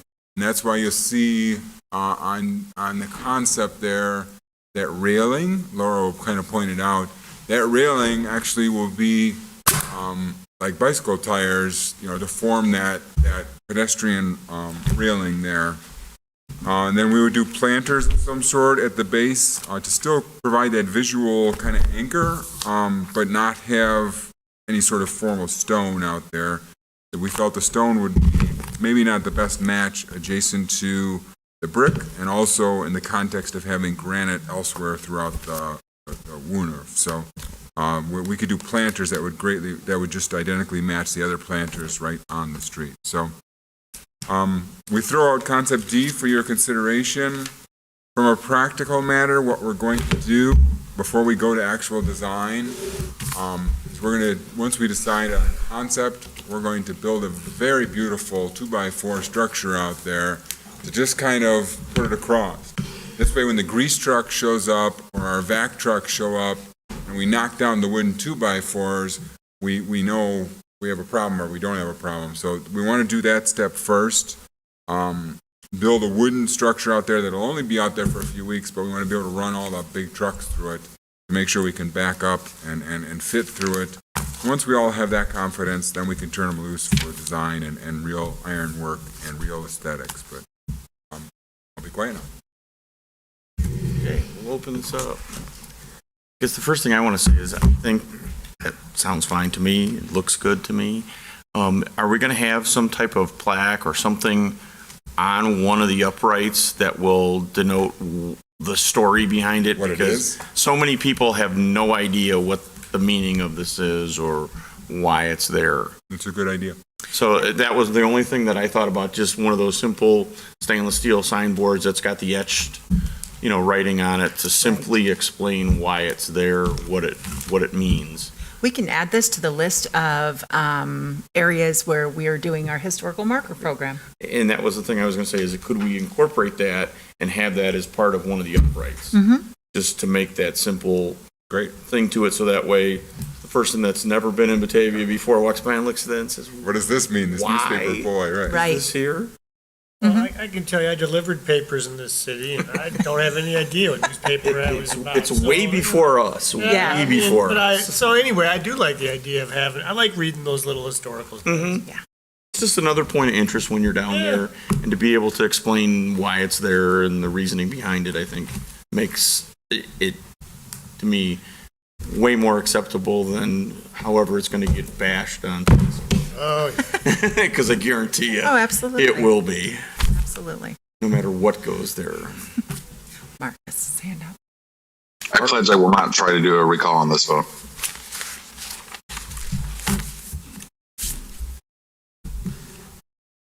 Mark, go ahead. Yeah, can somebody tell me what Newspaper Boy Alley does refer to? Because I don't know. We keep on talking about this, but nobody's ever said what it's about. I believe that's where the pickup was in downtown, where they delivered. Toy shop. Yeah, every morning and every afternoon for about 40 years, they had where the Batavia Main Street office is now, the basement of that was the newspaper receiving and distribution. And if you were a paper boy in town, you rode your bicycle down there, east side, west side, loaded up how many papers you had to deliver, and then you went off and did them. And then on Sunday morning, when there was a huge number of people who had subscribed, paper boys would come down there, and then they would distribute a lot of those papers in trucks and cars, but they would all have to load them down here, and they would, they were all bundled, and they'd pick them out and say, okay, we need 39 for the southwest side of the Tribune, and we need 42 for the northeast side, or whatever the numbers were. And the kids would sit there and count them all out, and then everybody would jump on the truck, and away they'd all go. But this was where all the newspapers were distributed in Batavia for probably easily 40 years. And I think it's just a neat little piece of history, and, rather than just having basically an empty alley, when the street was designed, that thought was thrown out there that, hey, we should do something for that. And, not that we needed to build another arch, but, it just brings a little bit more attention to that alley. And I'd like to give credit to Alderman O'Brien for bringing this up from time to time. Part of the theory, too, is to maintain that street wall along the whole edge of the roadway. And then across the street, the private alley already has its own archway and gate. So this would be just the last piece that's always been missing out there. Alderman Chanson. Okay. Dan, go ahead. And don't forget Alderman Brown. It was he that made the motion during the mayor's downtown walk in his last few months to remind us to get this done. You're right, Dan. Abby was Oh, Abby, go ahead. And it's also, for those of you that don't bike a lot, there is an access point to the bike path there too, without having to use the stairs. It's a little bit of a switchback, so I can use it on my bike, but it is there. I wanted to throw in my 2 cents that I love the bicycle tires on the wheels on That was the Laura's idea. actually. on the railing there. I think that's great. I kind of loved the colorful one. I thought that was kind of just different. But what I really attached to on that one is the map looking detail on the pillars. So that would be an element that I think maybe could be incorporated with whatever the favorite top piece was. But yeah, it's exciting having worked the farmers market down there for many years and the early morning runners and cyclists that knew on paper there's some way to get down there. I just can't figure out exactly where to go. This will bring a little bit more to it, make it a little bit more obvious. And easier for people to give direction. Yeah, exactly. Go through the arch. Yes. Yeah. So I would just point and I'd be like over there and I'd watch them pass it. I'm like, yeah, that look obvious enough. Leah? So I love using Newspaper Boy Alley to get from the southwest side of the river to River Street, because I just take the bridge stairs down and then over instead of having to cross Wilson. But I will say, and I know that's like private property down that alley, but sometimes the garbage situation down that alley is very unfortunate. And so if we're going to encourage more pedestrian and bike traffic, is there a way we can get that cleaned up a little bit from a city perspective? It's all private, not Yeah. not from the city's perspective. Yeah, we've worked with Main Street on that over the years, and I know Main Street has contacted property owners over the years. The We have an easement individuals, there to service our electric and our lift station, but you're right, it's private. Yeah. we have enforcement endeavors over there on occasion, and the property owners who are responsible for that know that things will escalate in terms of if it continues to be a problem. So being that it is private property, do we have an easement down that roadway? Yeah, the alley is public. Alley. The alley's alley's public. public. Okay. I think the actual physical connection, like through that sidewalk down there, gets to be onto private property. Okay. If my memory serves me from years Yeah, back. as I recall too, Gary, the Miras building is like the back of that building. The other buildings aren't that deep, That's right? correct. And so that's the part that ends up being privately owned, I think. Right, is that strip. once, right, exactly. So even looking down this photo we have right here, we see the garbage cans right there. Is Yeah. that up against that wall that's private? No, I think that what you see entirely on this photo is public, but if you could look behind the Miras building, Right. that's private then back there. And they actually park cars back in there. Absolutely. But like That's all those private. garbage cans we see That right garbage there can is sitting on public. property. Yeah, Oh. and we allow them to use it. Yeah. They've been using it for years, and again, working with Main Street and the property owners. Seems like much stricter. If it's on our property Yeah. and the garbage that could be back there, I feel like it'd be much stricter. We can be. They could do a fundraiser for cinder blocks. And I bet you if they did it during the farmer's market and called it out, they might be able to get enough cinder blocks to build a garbage enclosure in a weekend or two. The problem with the enclosure there is that it would inhibit our vac truck from being able to access. Yeah, we Well, I wouldn't We're say on tight. our property. I'm saying if it's the their, private if it's property. their private garbage cans, it should be on their private property. I don't think there's enough width there for the garbage dumpsters to fit on that. Right, I side. don't think they can fit, I think part of it is they want to maintain parking back there, and so if they want to They maintain can't. parking, they don't have room for everything else back there. That's how it ends up, the way it ends up. You can have garbage or you can have cars. Why Yeah. have garbage?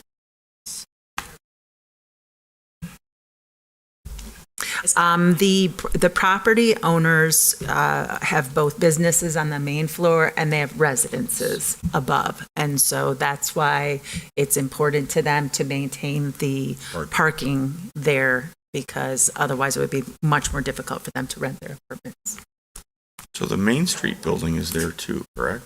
Main Street building is Is there, there- the space they rent.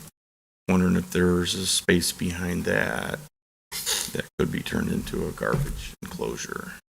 The full width, I think, of the back of their building is the stairway, the wooden stairway. Mhm. Big, I think it's a full width deck, Okay.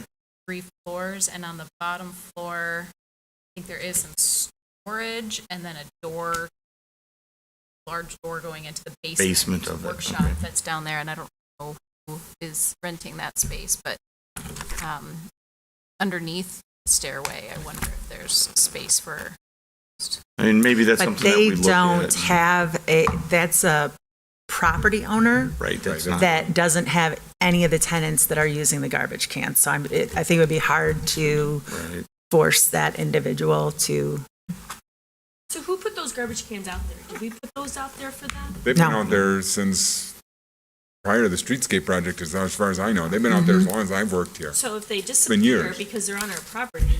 Well, they are the property They are the of property owners. Right, and I think this is something where we have to come up with a creative Garbage company, I solution think, to owns it, them. not try to enforce our way out of having garbage cans on public property. I think there needs to be a way to sit down and figure out, there's got to be, 5 property owners there? If that we can figure out how to do this and make it work, so that way we don't have that issue of garbage cans out in the public right away.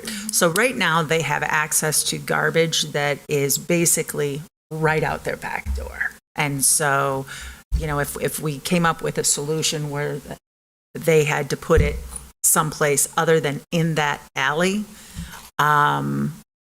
they would be probably hauling it a block or two away through down sidewalks and across streets. And so bringing it out into the public in that manner may present other issues with, grease draining and whatever. You aren't going to break my heart. I know this has been an Yeah. issue with Public Works for years. I don't think tonight's the night that we're going to solve The that. the garbage issue? Yeah. Right. But it should be a walk. That might be a good project for a small group to go out, take a look at, and brainstorm Sit some down, ideas. sit down with property owners. Main Street come up should with be an involved idea. in that, because Main Street has Right. always spearheaded Stuff like that. They've tried to at least just consolidate it, like get them all on the same Yeah. contract and put them into one dumpster, so there's one instead of 4. One dumpster instead of But even 4. that has been problematic, but I still think we can do things. We should try. Yeah. Again, you're not going to Continue break to my poke heart. at They've it always and been a problem for guide. us. What'd you say? Yeah. Continue to poke at it and guide and say, we need Yeah. to move these garbage cans. Yeah, we would like to make this better, and for them as well as, the general public. I honestly like the concept A with the bike at the top. Again, looking at it, I don't like it with the the Stone at the bottom. down. I think going all the way down, and the third concept that Abby pointed out with the mat, I think that would be cool. I think that could easily be incorporated into the columns of. Yeah. Yeah. One of the things about this first concept, Alderman Barron, was that it's newspaper boy alley and so that trying to fit all of the right words into the title that it's been known as, we could, kind of have it be a riff on newspaper boy alley. Well, maybe But- some way incorporating it, like we put the bike down on concept 3. Have the bike down and then also the tires down on the other side, and then have the newspaper boy alley up at the top. So is the railing that's in picture 3, is that our railing that's there now? Actually, part of that railing's not even standing anymore. This is an old picture. But is it our railing on that? It was done with the streetscape, but we've never maintained it. Okay. It's always been. If you look, there's actually just a slight drop off the edge of that walkway. Okay. I'm not a code person. I would argue you probably don't even need a railing there, but visually it looks better to have a railing there to separate the alley from the entrance to the building, and that's why we just proposed the new railing there. Incorporate the bicycle elements. And we maybe can incorporate the bicycle elements right into that railing. Well, and if you're saying that railing's falling apart, Oh, yeah, no, That part might- of the railing's not even standing anymore. that might be, I see that as a safety issue. Again, not really ours. It's really that building entrances, but I think we were gonna work with that building. Well, if somebody Yeah, walks redo down it. that alley and then trips up, falls, is kind of what I'm looking. That's why you should have a railing there. I'm not arguing you don't want to have a railing there. Even though the drop-off between the two is very minimal, it just provides that visual separation. Yeah. But yeah, I do like doing the, instead of having a railing, doing the spokes as the railing. And then, only having one planter, and then you can have the bike by the nearest entrance. Does the garbage truck actually go down that alley? Oh, there's a grease truck that goes down The there. grease truck too? Okay. Yeah, and we go down there. Right, I know we go down there with the vacuum. And the garbage right? truck does go down there. The garbage truck does go down it, okay. That's why I said we're gonna build a very lovely wooden 2x4. And leave it out there for a week and Leave it let out all there go for a couple through of it? weeks, just make sure it doesn't get hit. It's a tight And then Yeah, we'll it take is. it down and we can go forward from there. My only concern with the bicycle that's in concept C is just depending on how sturdy that is, you will have children climbing on that regularly and sitting on it, and so would it take that kind of wear and tear? Part of us too, having a big, I mean, I see that as more of an obstacle for backing a truck Yeah. and trying to avoid that. I'm not opposed at all to incorporating a bicycle somehow in that railing feature, having bicycle and bicycle wheels somehow in that railing. Mm-hmm. That would make more sense. Or moving the bicycle to the other side. I don't quite know yet. The other question I have is what kind of material is this being built out of? Is it, like when we talked about the entranceway signs, I think it was kind of like a rustic to match the Peace Bridge. Is the, I wouldn't do this with Iron. Corten steel, which is the rusty type of steel. I would do it with something that's probably going to be like powder coated. Powder coated. And it's going to be some sort of metal that'd be powder coated with longevity. And then would you do the wheels and stuff with stainless steel, right? Yeah. So that way there's, other than attachment points, you're not really worried about anything. The railings on the bridge are a good example. I mean, the railings on the bridge have been there now since 2008, right? 2007, 2008. Mm-hmm. And those are all still in fairly decent condition, and those are all just powder coated steel. You got to plan on every 15 years or so you're going to have to repaint them.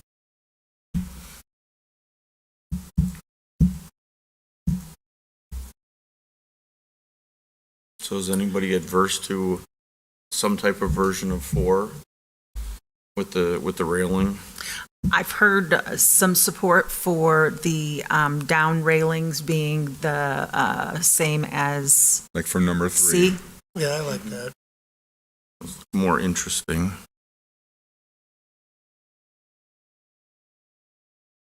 Black to explain the history, incorporating some sort of bicycle element, physical bicycle element, not just the wheels.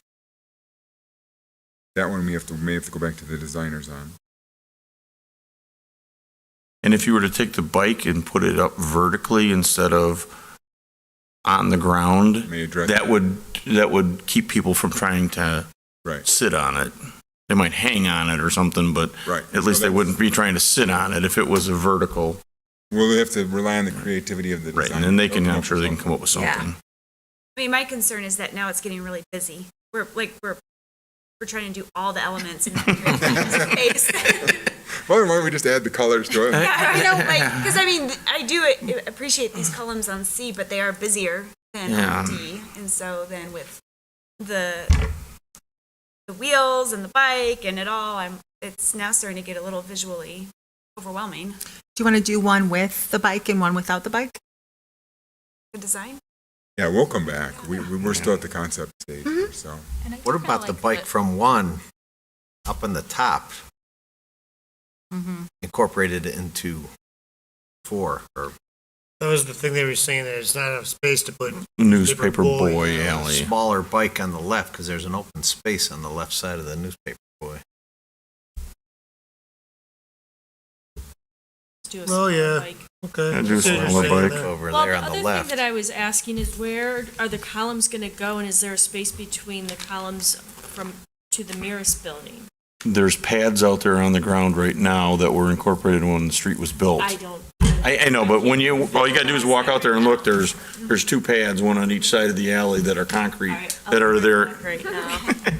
I don't know how quickly, Laura, you could pull up Street View, but you can see those in Street View, in Google Street View. They're little circles, concrete circles. Yeah, I know. I like D. I wish Drew I think Racca it- was yeah. here.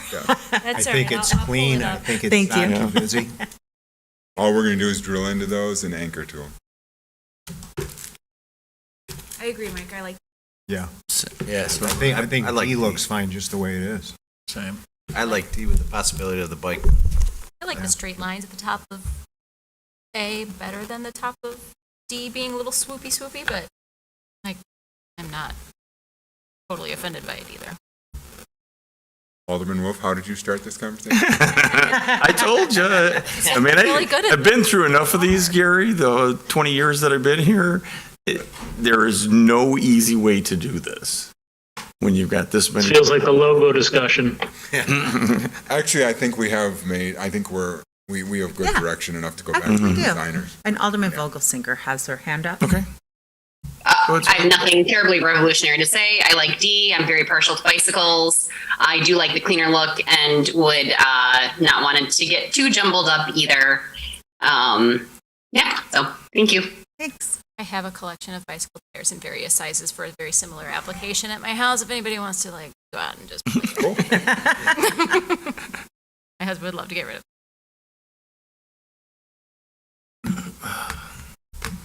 Okay, so I think you have direction. Yeah, we'll come and back. Come back to- with something that is less choice, more what we think they can. We'll hone it in. Right. Well, and somebody else is a designer. We're not. We're just Right. Us visual either. and looking at it and what we all like. Because what we're going to hear is that those 2x4s are Oh, ugly. I Why know. would we do I that? That's why I'm warning you ahead of time. This was the They arch look that like they got? cheese sticks. How Why much do did they have pay cheese for sticks this? out there? Warning you ahead of time, but I think it is a vital part of I the know. process. And definitely, I'd rather knock over a $2.97 Right. Oh, you can just Where tell you them find that the we're $2 saving. yeah, where you got those hidden out there at Public Works already? You bought them 3 years ago? Oh, I know. You're right. Okay, so we are done with that one. And now we move on to a discussion of replacement of assistant to the city administrator with management analysis. Yes, rather than make like, knee-jerk reaction would be where there's a vacancy to just replace it with the same type of position. But instead, we took the opportunity to rethink what we really need right now. And more, we are hearing the case for data-driven decision-making, also researching best practices that might exist elsewhere. We have a great deal of need for project management, and then also the creation of reports both internally and externally. Oftentimes when we're asked for reports, it is falling on the shoulders of the heads of the departments to collect the data and the research, produce the reports, and then present them here.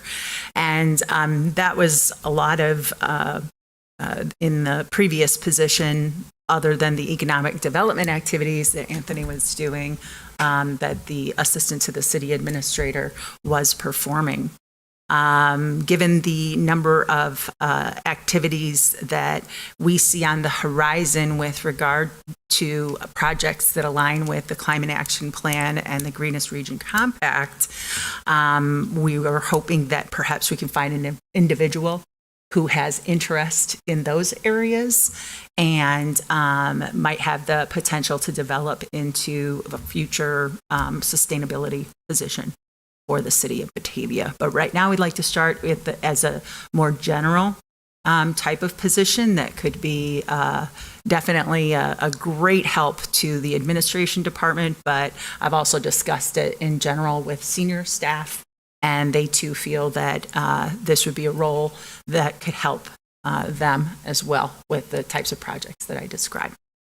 With that, I'll open up to any questions that you might have. Questions? Mark, you got your hand up? Go ahead. Thank you. Thanks. Yeah, I like the idea of data analysis as well, and I think it actually kind of makes sense because I'd like to see more data on job performances as well. Unfortunately, I'm gonna pick on Anthony and his new role a little bit because the idea of that role when we created it was, hey, this is a role that pays for itself.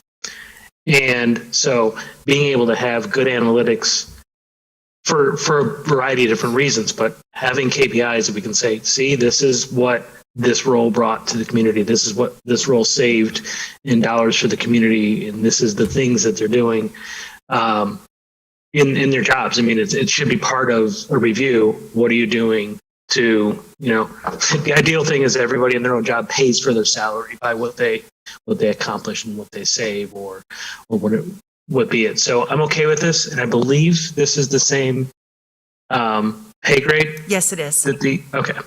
So then it makes sense, but I love the idea of starting to get some more analytics just across the board. It's a much better way to make decisions. So, and I like the fact that we've identified what things that were past responsibilities of Anthony's that will be part of this, such as the FOIA side of it, because that I know is can be really onerous sometimes.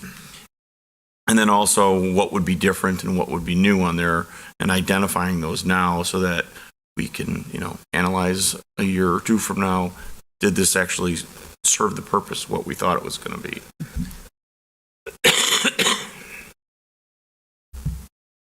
Anybody else? Okay. Wendy, then I think it just requires a update of the wage ordinance then to add this as a position. And then come And up it with is budget neutral. And then come up with a,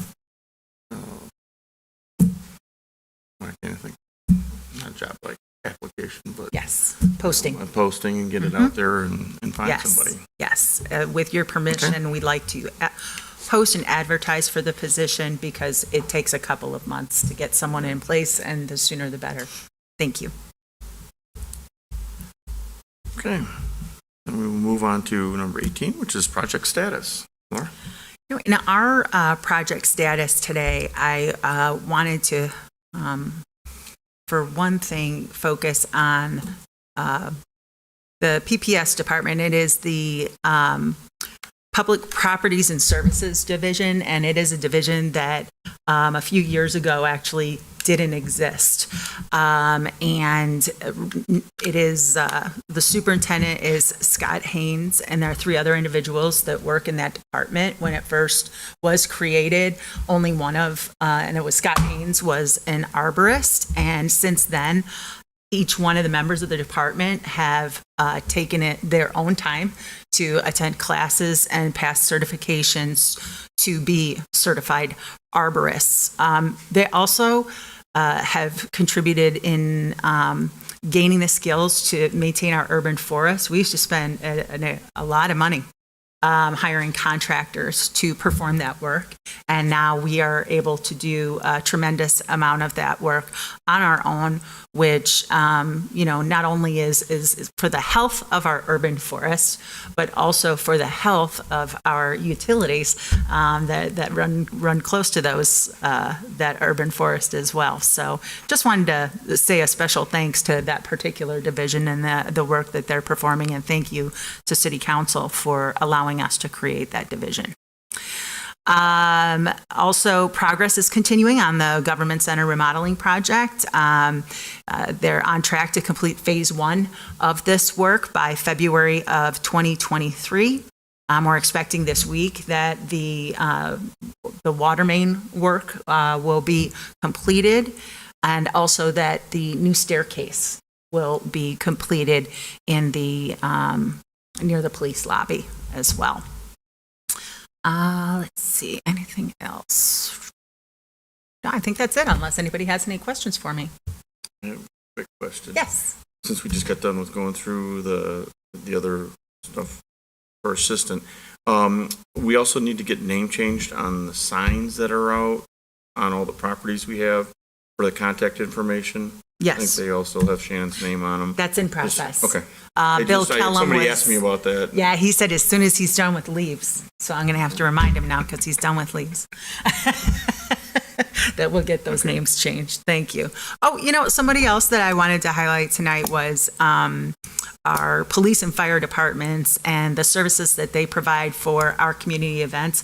We had a lot of community events this weekend between the state championship football game and our police department and fire department escorting them, out of town and then back into town after the games. But, they also get right in there and participate in these events as well. For instance, the police department had an officer participating in reading to all the children at the tree lighting events. So just wanted to say thank you to them for their participation in those events. Anybody else have any others? Anything else? Sarah. Sarah, go ahead. Hi. Thank you. I know that talking about the electrical rates tonight, I wanted to see if we could revisit the conversation about residential rates and reimbursement for those with solar panels. I know I won't be able to participate in the conversation, but when we made the decisions and had those conversations, it was intended to revisit that conversation. So at some point in the future, when there is an agenda that's not too heavy, could we get that as an item for discussion? Sure, maybe after the first of the year, would that be okay? Oh, Wonderful. absolutely. Yes, thank you. Gary is headed to the microphone. I guess I don't remember in the context in which you're making the request. I mean, we haven't even had this rate a year yet. This is the first year that council had decided on the step down of the transition factor, so that by 2025 we would be down to full or to true wholesale rates. I don't, again, so maybe you can. I don't remember going back to this discussion. Maybe you can help us to remember going back to revisit it. It was just stated that we would revisit it, see how much growth there had been in the, as far as how many more homes had adopted solar.